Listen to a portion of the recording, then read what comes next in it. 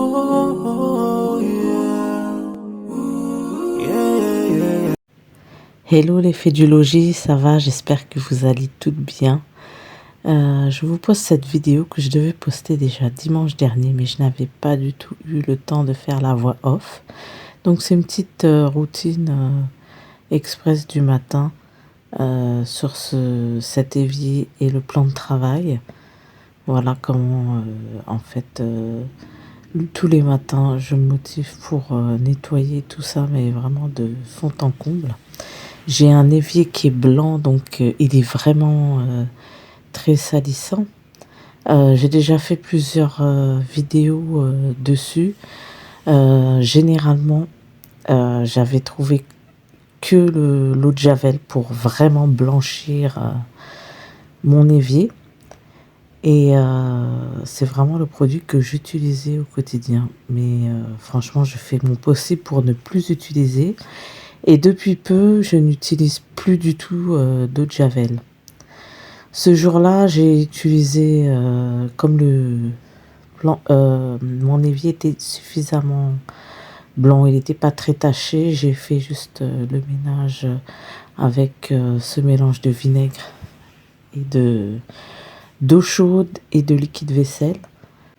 Je suis vraiment contente de m'être débarrassée de l'eau de Javel parce que c'était vraiment le seul produit que je trouvais efficace. Bon, j'ai toujours mon gel là qui est à côté, mais il faut vraiment que voilà, je le mette à l'écart et que je le réserve vraiment pour un autre usage, mais j'ai vraiment arrêté. Donc comme vous voyez, l'évier, il n'était pas très taché. Et ça, le produit que je fais avec cette petite éponge Villeda, ça suffit pour lustrer en fait l'évier et le dégraisser complètement. Et sinon, j'ai repris usage du bicarbonate et vraiment c'est avec ça que je fais, même si c'est pas comme l'eau de Javel, mais bon, je me suis résignée à ce produit parce que vraiment, je veux vraiment arrêter l'eau de Javel. Donc j'avais déjà testé le bicarbonate et j'avais pas trouvé ça très efficace. Mais ce que je fais, je l'utilise plus comme le bicarbonate, c'est-à-dire en saupoudrant et après en laissant le vinaigre agir par-dessus. Ce que je fais, je mets vraiment une bonne quantité de bicarbonate et je frotte, je frotte, je frotte. Et c'est vraiment après, je laisse poser en fait, je laisse poser le bicarbonate maintenant et je retire. Au moment de retirer le bicarbonate, je passe un petit coup du produit liquide vaisselle, etc. Et je l'enlève avec. Je fais mousser un peu, mais vraiment je laisse poser. Et je trouve que c'est beaucoup plus efficace en laissant poser le bicarbonate. Sinon, je l'utilise aussi pour la machine, hein, le linge blanc. C'est un bon blanchisseur. Donc le bicarbonate, on le trouve à Action. Donc franchement, si vous pouvez l'acheter, n'hésitez pas. Mais là, en tout cas, juste le petit produit d'entretien tous les matins, franchement, ça fait l'affaire. Vous voyez, c'est nickel. Donc ensuite, je vais m'attaquer au plan de travail. Vous voyez, il est complètement après le petit déjeuner. Moi, je fais griller mon pain dans la machine à panini. Et il y en avait un peu de partout. La boîte à œufs, j'ai retiré du micro-ondes la boîte à œufs pour la nettoyer. Et j'ai tout désencombré. C'est-à-dire que en fait, j'enlève tout, je pose tout sur la table en fait. Et ce que je vais faire, je vais prendre tous les petits plateaux que j'ai mis dans les coins du plan de travail. Là, je passe un coup. Vous voyez comment c'est hyper efficace, un petit coup du produit. Et puis sur le plan de travail, c'est super quoi. Franchement, produit hyper dégraissant. Et je retire toutes les boîtes pour nettoyer tous les petits plateaux. Et en fait, pourquoi j'ai des petits plateaux? C'est parce que moi, j'ai un plan de travail qui n'est pas fait sur mesure. C'est un plan de travail qui est monté sur le meuble. Donc c'est des meubles Ikea et le plan de travail en fait est monté sur le meuble. Et comme j'ai des prises au mur, et ben avec des fils externes, donc je n'ai pas pu placer le meuble complètement collé sur le mur, donc il y a un petit écart. Donc j'ai trouvé comme solution temporaire c'est de poser des petits plateaux pour pas qu'il y ait de fossé entre le plan de travail et le mur. Et je sais qu'il existe des solutions et c'est des petites c'est comme des espèces de baguettes en fait pour faire le lien entre le plan de travail et le mur, mais faut le faire sur mesure. Pour l'instant, il y a pas mal de petits travaux dans la cuisine. Donc notamment le meuble haut qui s'est détaché cet été, hein, comme c'est ce mur il est en placo. Placo plate, du coup on n'a pas compris, il était très très bien bien fixé au mur avec les vis, vous savez, je sais plus comment ça s'appelle, les vis en métal dont on doit prendre le pistolet pour justement qu'elles se plient et qu'elles ne sortent pas du mur. Donc mon mari avait mis ça, avait très très bien fixé et il n'y avait pas tant que ça de poids hein, sur ce meuble.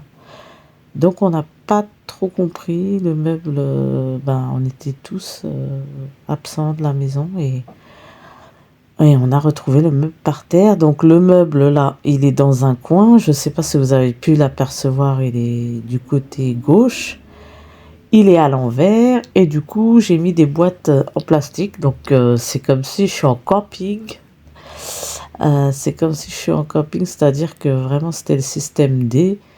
Voilà, vous voyez là au fond j'ai tout mis comme ça dans des bacs et franchement ça m'arrange pas du tout. Franchement, ce coin-là, c'est le petit coin négligé de cette année. On n'a pas du tout eu le temps de s'occuper, de refixer le mur. À chaque fois, je me dis, je vais le faire et tout, mais cette année, franchement, ça n'a pas été très très évident. Administrativement parlant, voilà, et beaucoup de choses aussi à régler. Donc voilà, celles qui me suivent sur Instagram savent un petit peu la raison. Et d'ailleurs, si vous avez des questions à me poser sur les raisons de mon absence, etc., n'hésitez pas à me poser les questions, soit en commentaire, soit dans le post FAQ que j'ai fait.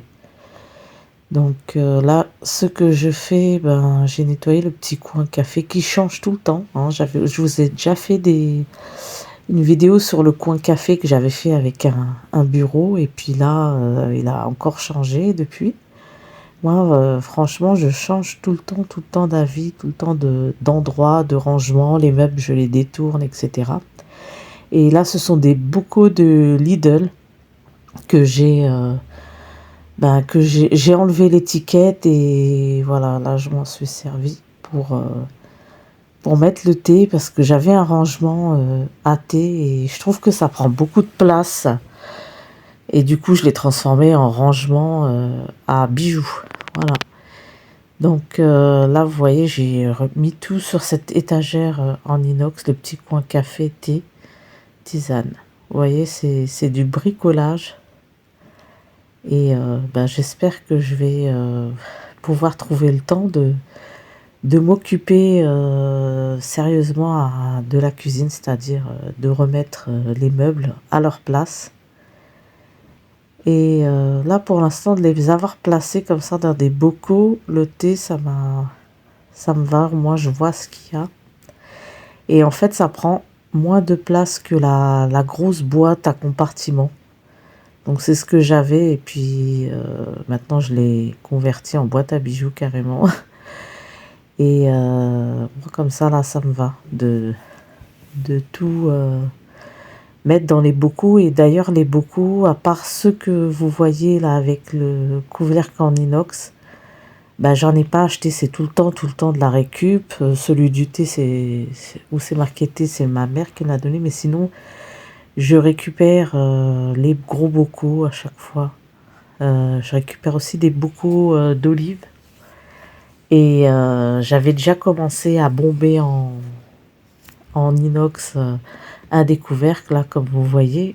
On voit encore la couleur verte parce que j'avais plus de bombes et du coup, il faut que je reprends tous les pots que j'ai comme ça, les gros pots d'olive, et que je passe un petit coup de bombe. Alors, ce que je fais tout le temps dès que le plan de travail il est nettoyé, j'allume cette petite bougie et je fais fondre cette petite pastille pomme cannelle.